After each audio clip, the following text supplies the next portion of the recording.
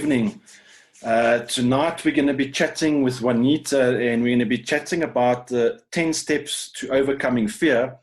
And it's actually an article that we found from Tony Robbins, and he gives you 10 steps for overcoming fear in that.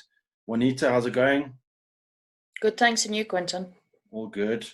So I think, yeah, I think this is quite a good topic because when I read this whole article and that, I didn't actually realize that that's where a lot of the anxiety comes from, and that is actually it's actually fear, and that's why people need to end up going on anti-anxiety tablets and all kinds of things, and it's actually just fear. So, and how fear actually holds you back in many ways, not just with anxiety and stuff like that. Okay, cool. So I'm going to just quickly read the 10 ways of overcoming, and then we'll go through each one or whatever. So, according to Tony Robbins, first one is identify your fears, recognize that fear can work to your advantage, sit with your fear, create goals that are musts, recognize the excuses, surround yourself with success. That one always comes up. Adopt a growth mindset. That one also always comes up. Find valuable insight in pain. Visualize your goals. Accept that you will fail. So again, I just want to share again also, obviously, like I say every week, we're not experts in any of this. We're just basically commentating and just giving our view on this information by Tony Robbins, which I mean I don't think I need to give any introductions to who he is, but so it's just really our insight in it, and like I always say is that it's always good to get other people's opinions on things, because you get a different view on certain things that you may never have looked at before. So yeah, so the first one, let's jump into that one. Identifying your fears. So learn how to overcome fears, much like any problem solving. So what he suggests is sitting quietly and write down what comes up and be as specific as you can. So I think we spoke about it last week. It's basically almost like a journaling situation again, like last week, eh? I think when it comes to fear, the important thing is for us to really understand if the fear that we have is actually real, or whether it's I don't want to say imaginary, because it's not in your mind, it's very real, but whether it is based in reality, whether it's a perceived fear or whether it's real fear. Yes. And from a couple of articles that I've read, they all say that we need to either say it out loud or journal it, is to really just document your fear and go and say, okay, well, is the fear that I'm feeling? So for example, so they say that if we, what is real fear? Is it actually real? Is your life really in danger of the fear that you're having, or is it just the perceived fear? And and I think one that you and I deal with often with people is the fear of picking up the phone and making a phone call to someone to talk to them about whatever it might be, Yes. And that's not a real fear. That's just a perceived fear. It's an insecurity in ourselves. And so we then perceive that is a fear. And I think when you document it or you say it out loud, it's you're suddenly viewing it and you're thinking, okay, well, this is not something that is real. It's not life threatening. It's something that can ultimately be overcome. And so one of the other things that they talk about in this one article is that they say that fear is not something that we're born with. Fear is something that we learn. Yeah. So just like we learn to have that fear, just in the same way we can unlearn having that fear. But the first step, of course, is recognizing the fact that your fear isn't real, that it is just a perceived fear. It's something in your mind and in your head, and it's an insecurity within yourself. So when you do that, then it becomes a lot easier for you then to really deal with that fear, because you're recognizing what it really is. Yes. And so they say that fear is is a false evidence appearing real. And so that's really what we need to go and do. The actual letters, FEAR. Acronym, correct. Before, yeah. Correct, yes. And so that's the important thing, is for us to go and say, okay, well, is this false evidence appearing real, or is it real fear? So, you know, if somebody's broken into your house, that's real fear. That means that your life's being threatened. That's real.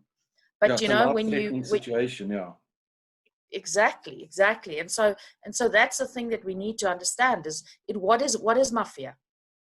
And then, you know, once we understand that, then we can really go and address it. And that article with what's his name actually deals with that. He talks about that. You know, and as I said, if you go and read a couple of ones, because I also found one from what's his name, from Forbes magazine, where they also talk about that. And they say, understand your fear and then embrace it. And that's the important thing. So if you're understanding it, you can then embrace it for what it is. Yes. And then that way you need to know, then you know, understand and know, okay, well, this is how I've got to deal with it and what it is that I need to do. Yeah.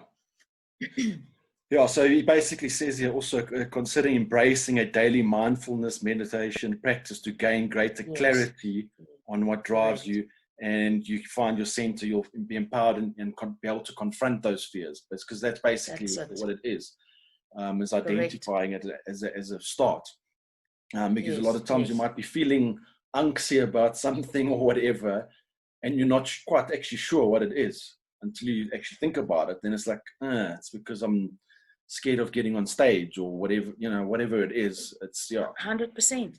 You know, and that's absolutely the thing, is when we feel anxious about something, that's not often it's not based in reality. Yeah, it is something that we're feeling within ourselves. And that's the important thing, is and when you can recognize that is what you're doing, it then means that you can then deal with that correctly, you know. But if you're not even recognizing that, then it's very difficult for you to then go and start doing something about it. Because if you know, I don't know, something might have happened, and you then start imagining all of these things in your head. You're already thinking that, okay, when I get there, this is going to happen, and this is going to happen, and this one's going to say that, and that one's going to do this, and they're not going to believe me. You're actually just walking the whole creating it, yeah. Exactly. No, so you're just making it.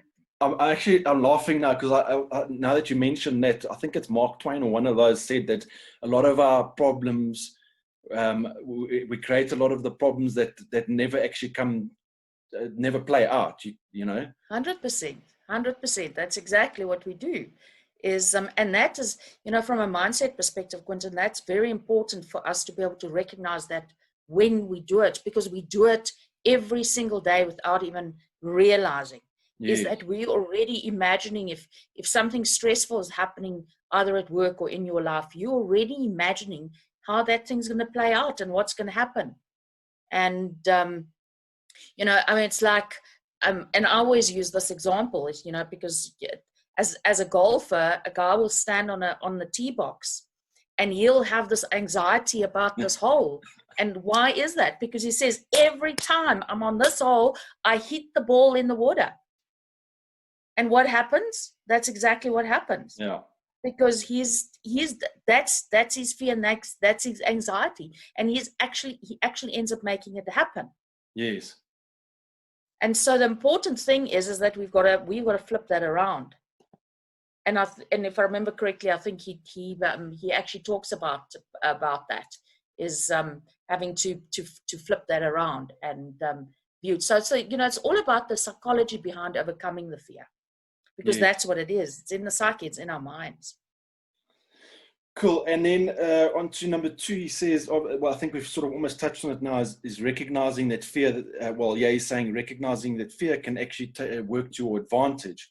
You know, our emotions exist basically to tell us things. So it's a feedback system, basically.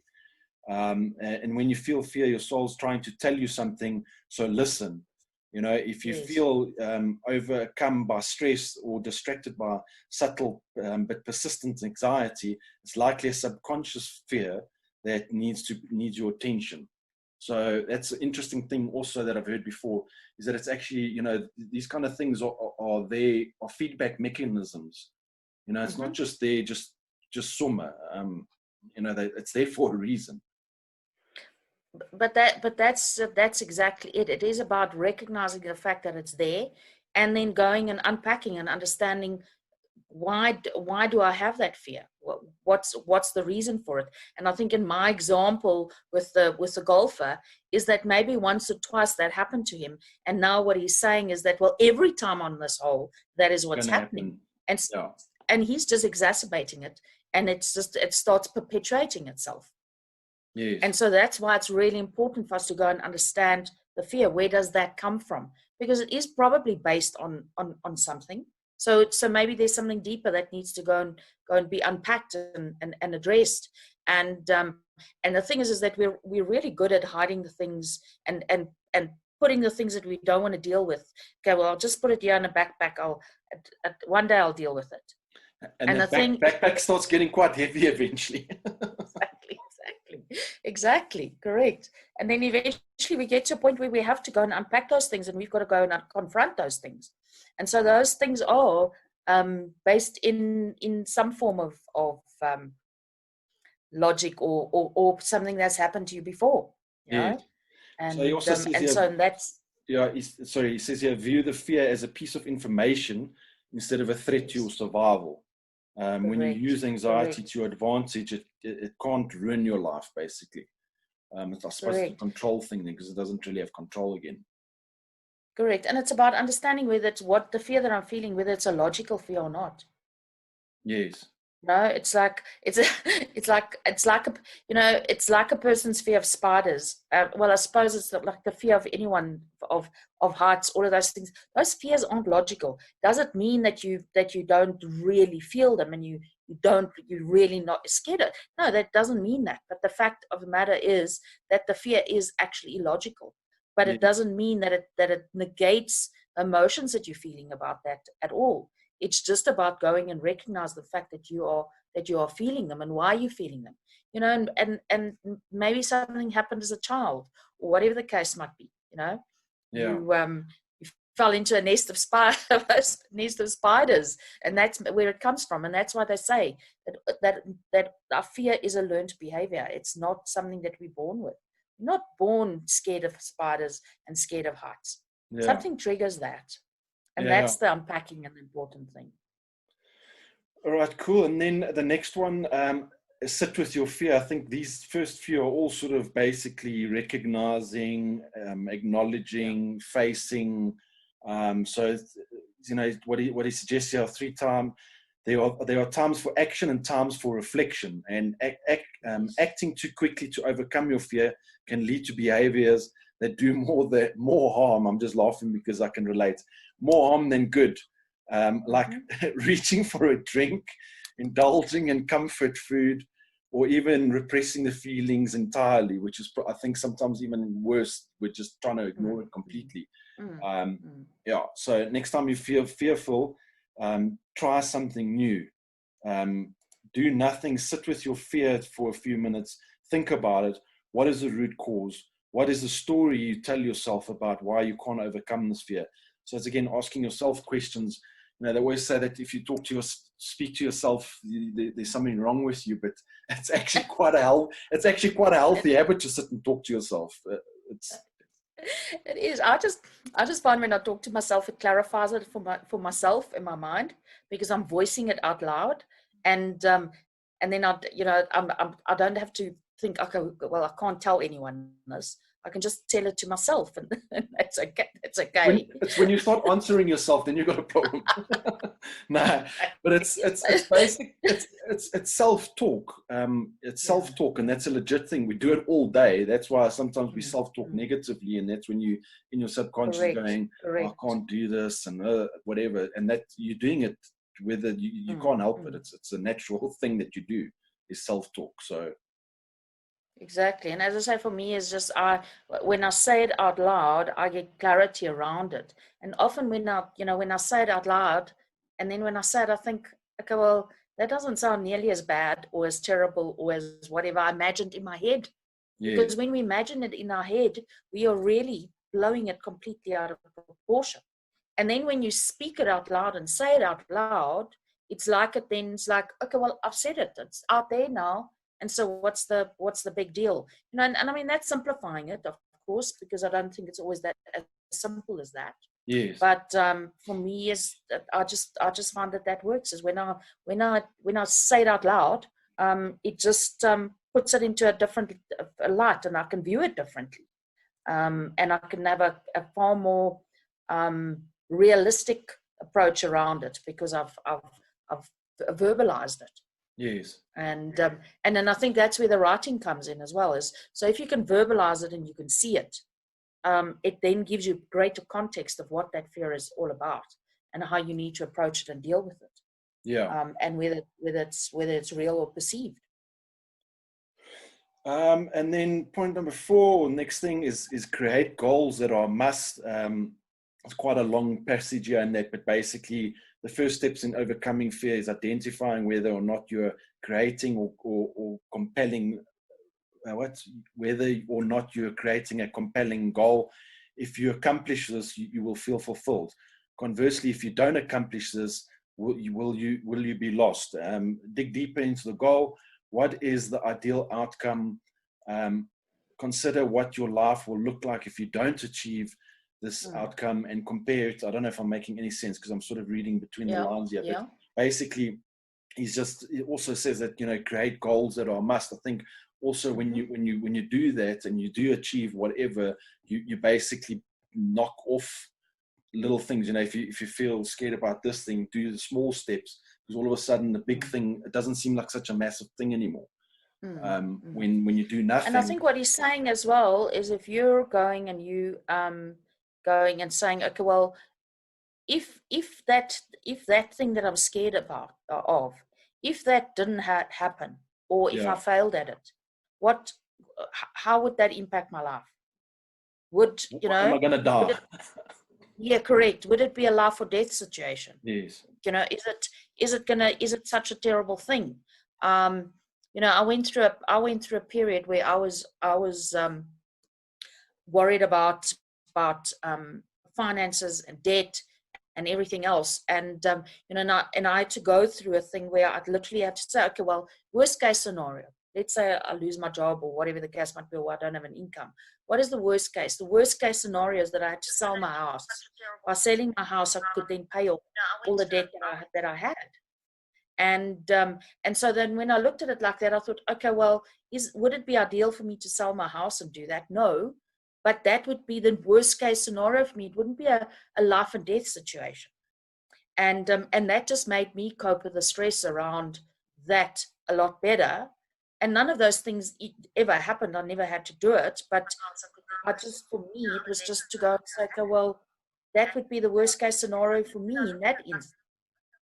And for other people, it would be something different. But it's really just to go and sit and look at it realistically and say, okay, well, what is the worst case scenario in this instance? And if that had to happen, how would that impact you? What would happen to you? Are you going to die? Yeah. No, I think we definitely make mountains out of antehills at the best of time, and then once you get through it, then you actually afterwards like that wasn't actually that bad, Correct. But it's facing it head on. So Siyabonga made a comment here. I always feared losing my job and my boy.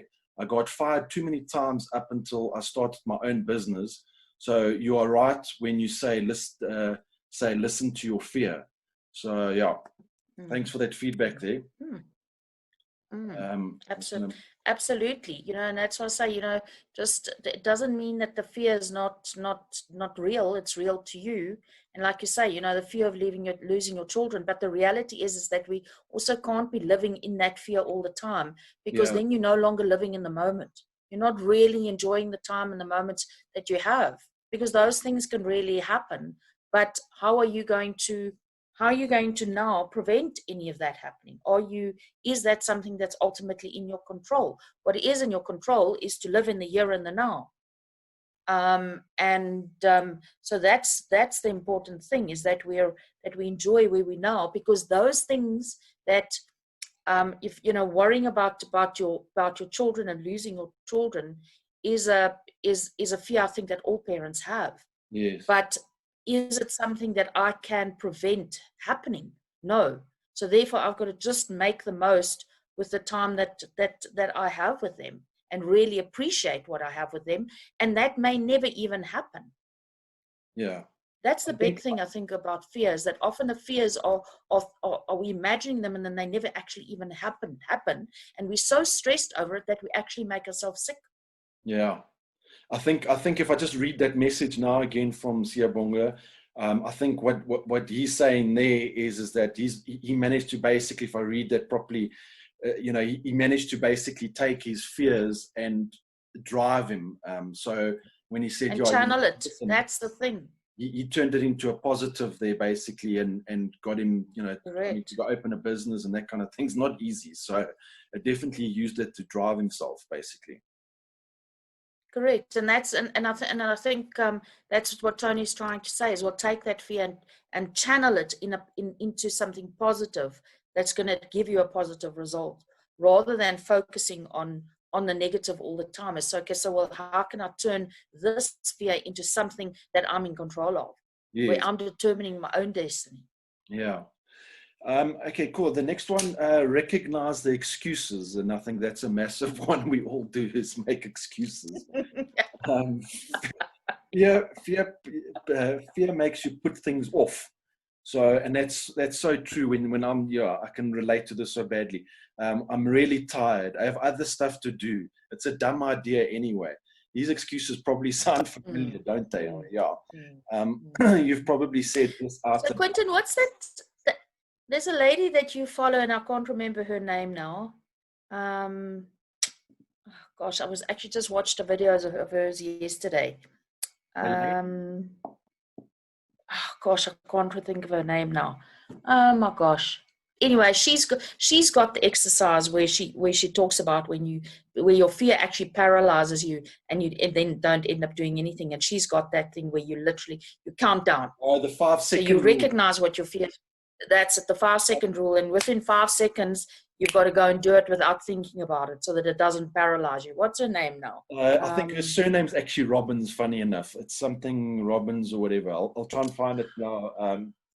But yeah, so it's the 5 second rule. So basically you don't, and it goes again according to your, Robin Banks speaks about it also, is that your brain is still got a part of it that's back 100 years, 500 years ago, where it's that fight and flight or whatever, which doesn't really serve us always that well now. No. We're not in those same circumstances.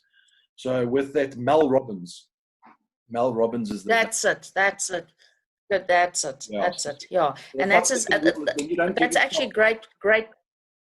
Yeah, it's brilliant, because you don't give yourself time to sit and make excuses and whatever. You just 5, 4, 3, 2, 1, go. And then, whether and go and do it. Morning or whatever you need to do, don't think.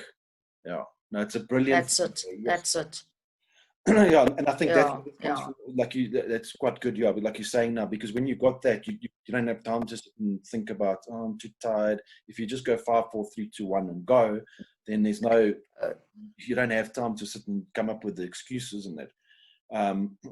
Recognize when you're using excuses and figure out how to overcome them. Too tired, adjust your schedule so you can get better night's sleep. Not enough time, assess your priorities and find out where you can make time. Yeah, so that's time management and all those things. So the next one, surround yourself with success. I mean, this one comes up pretty much. This is like a stock standard one for anything. Exactly. Surround yourself with success, and you're the common. You're the common average or something like that of the 5 people you hang around or chat. 5 people you surround yourself with. Yeah. So, but it's you see, and he talks about he also says the law of attraction. So the things that you focus on are the things that you draw into your life, and that's what that's about. Yeah. So surround yourself with success, because that's what you want to draw into your life, is success. And so it's important to focus on those things. But what we tend to do is we're so focused on our fear that we draw more of that fear into our lives. Yeah. And so rather go and understand what that fear is about, and then go and say, okay, well, what are the positives around it that I can pull into my life? And that's the important thing. And it makes it a lot easier when you're surrounded with people that help you do that, as opposed to make it more difficult than what it needs to be. So, yeah. Correct. And then he says in the end there, he says to overcome your fear, you need to raise your standards and allow others to hold you accountable. And that's important. And that's why they also talk about having an accountability partner. Yeah. So, because that also helps you, you know, with your fear. If you feel that you're going to disappoint someone else, you know, that drives you and help you with your fear. But you can also then talk about your fears with that person, you know. And it doesn't mean that person's policing you and making sure that you're doing all of those things. It's just having someone that you can work with and that you can share those things with. And sometimes by talking with somebody else about it, they just give you a completely different perspective to it. Yeah. And you can then see the reality for what's not, you know, you can see what's real and what's not. Yeah, I think with that also, it's got to be strategic. It can't be somebody that's just going to agree with you all the time either. 100%. And yes. So you need somebody that's 100% strategic. Yeah. Correct. You need to have someone that can have the hard conversations with you, because that's what your accountability partner is supposed to do.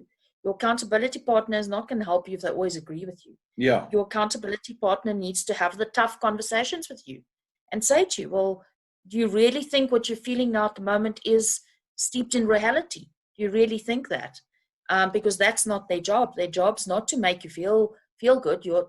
Their job is to make sure that, you know, that you're being real about how you feel and what you're doing. And yes, there will be times where they will make you feel good, because they, you know, part of what they do is that they're going to say, well, great job, whatever. But their job is to be tough on you at times and say, you know what, you're actually just being an idiot at the moment. Yeah. We need that sometimes. We need 100%. it. And yes, and it might actually just really pee you off. But I know with me is that what happens is that I get really annoyed with that. But I go afterwards and I go and think about what that person said. Yeah. It's not. And then I go and analyze it. Told you what you want to hear. No, exactly right. Exactly. Because it's not about lip service. Lip service doesn't serve you. Yeah. All right. Cool. So that's important.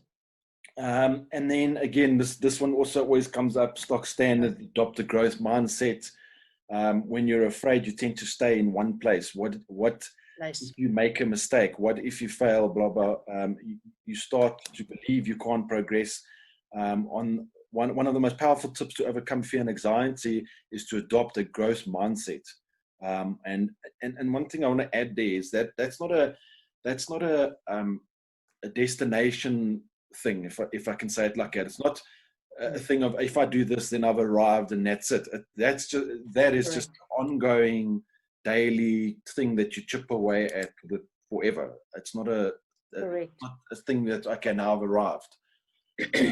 Exactly. Well, it's about, you cannot grow in your comfort zone. So therefore you have to push your comfort zone all the time.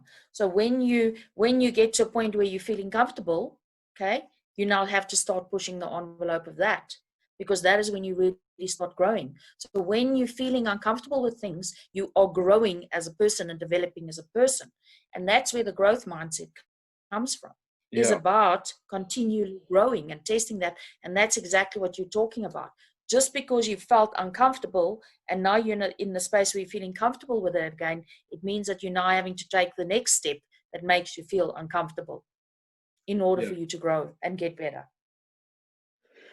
And then the next one, find valuable insight in pain. No one likes pain. Most of us go to great lengths to avoid it.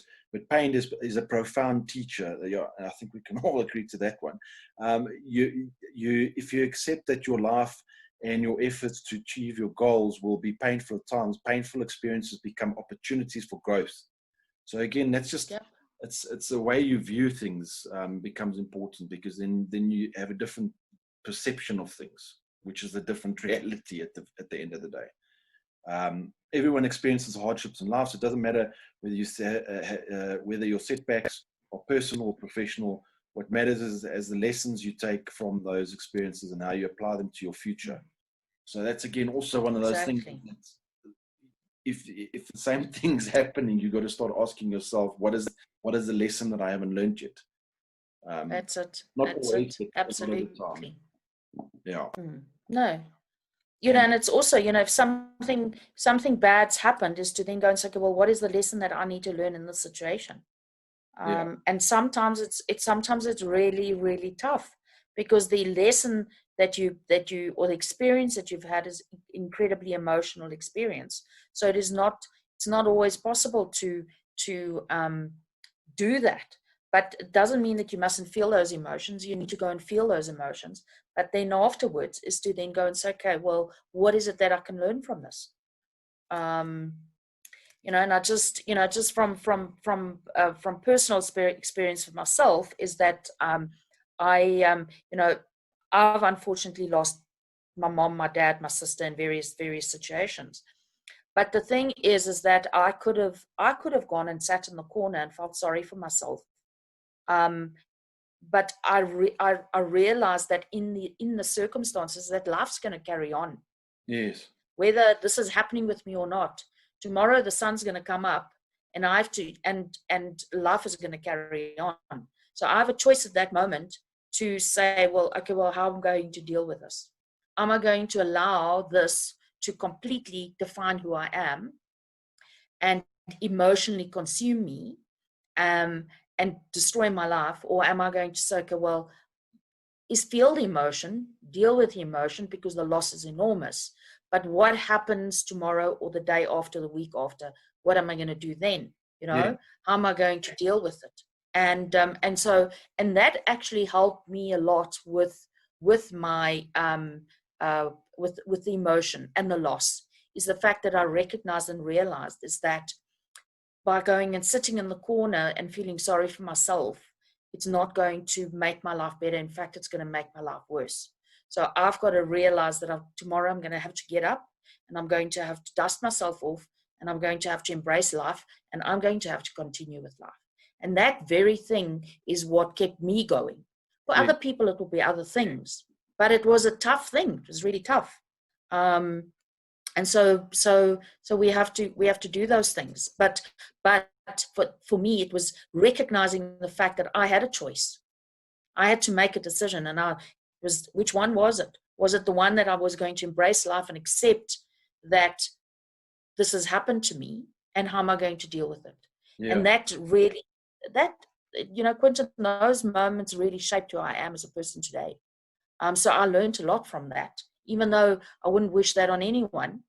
Those were massively valuable lessons for me to learn through that process. Yes. So it's a thing of I see my internet's breaking up, so just give me. I can hear you, so it's fine. You're a little bit frozen on my side, but I think it's okay. Yeah, there. Okay, cool. It was on my side. I got a notification. So I think the thing is, they always also say is that one or two things can happen. It can either break you or define you. So, like you were saying, now that defined you basically is what happened. Instead of breaking you. Correct. Visualize your goals is the next one.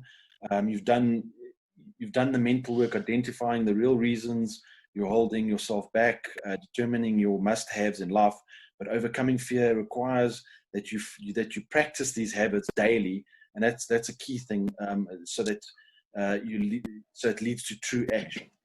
So I'm just going to stop there. But basically, I mean that's a key thing. Always is, when we've mentioned this many times, is that doing it daily. Robin Banks speaks about it quite hectic. Is rather 5 minutes or 10 minutes every day than nothing for 6 days and then half an hour, 1 hour, and then 6 days, because you basically don't get momentum. So I also look at it as the compounded effect, 5 minutes today on top of 5 minutes tomorrow on top of 5 minutes, and it compounds. So after a week, those 5 minutes, it might have still been an hour, but it's compounded over the 6 days as opposed to just 1 hour on a Saturday or Sunday or whatever it is. So definitely, and sometimes it takes time. It's not just do it for a week and then now I'm all good. Yeah. Correct. And the thing is, when we stop doing it, we're also taking a couple of steps back. It's the old example of going to the gym. We need to consistently be doing that, because otherwise whatever gains you've had up until that point, you're just losing it. And he says your goal visualization sets your focus, and where focus goes, energy flows. Yeah, I was just going to say that's quite an important one, because that's so true. Very, very much so. Yeah. And then the last one is accept that you'll fail. I think that's a big one also, is that when you've made peace with that, then it's easier to deal with, because I think the worst thing you do sometimes is you go into things that you got this crazy idea that you're never going to make mistakes or never going to fail, or that it's some bad thing that shouldn't happen or whatever. But that's how you learn, unfortunately. So what's the number one fear people have when it comes to accomplishing their goals? It's that they'll fail. But like pain, failures can teach us. In fact, failure is often the best teacher, is a better teacher than success. Well, I can definitely agree with that one. You definitely learn a lot more from failure. And that's the thing. And I think that we probably learn more through our failures than our successes. Yes. But you said that in the beginning, is that most of us go, and we are brought up like this by our parents, okay, is that failure is a bad thing, that we can't fail. Well, and so that is how we go into, correct. And that's how we go into things. We go into things with a mindset that if I don't accomplish this or achieve it or do it, then I'm a failure. Yeah, it's like a bad thing. Some people don't even try it, Quentin. They don't even go and do it. So in that itself, that's a failure. So I would rather go, correct, and I'd rather go and try and do it and fail by trying to do it than sitting back and not doing it all, because I'm just scared to go and try and do it. Yeah. And you and I both know, there's so many things that we've tried that we failed at, but we've learned massively valuable lessons through the failure of that. And the next time that we're doing it, because we're not giving up, we're continuing to do it. And what we learned, the lessons that we've learned in that failure, is standing us in good stead in the things that we're doing now. Yeah. No, that's cool. So yeah, that was the last one. I'm just going to quickly recap on that, but I think the important thing here, and I don't know if you're watching this or watched last week or this week or the week before, is the key to this whole thing, that the pattern is that you need to know that you need to work on things, whether it's fear, whether it's whatever it is, and it's an ongoing process. It's not something that you just do for 1 week or 1 day and then move on or whatever. It's an ongoing thing. So all of these articles, all of this information that we're sharing, I think you can see the pattern of that you need to be doing and reading up and learning about it continuously, because this is the kind of stuff that you don't get taught at school, or a lot of times from your own parents and stuff like that. So it's a journey you have to go and search for yourself. It's not something that unfortunately gets shared by people that you grew up with, or whatever the case may be. So yeah, just quickly recap here. So the 10 things, how to overcome fear: identify your fears, recognize that fear can work to your advantage, sit with your fear, create goals that are musts, recognize the excuses, surround yourself with success, adopt a growth mindset, find valuable insight in pain, visualize your goals, and accept that you will fail.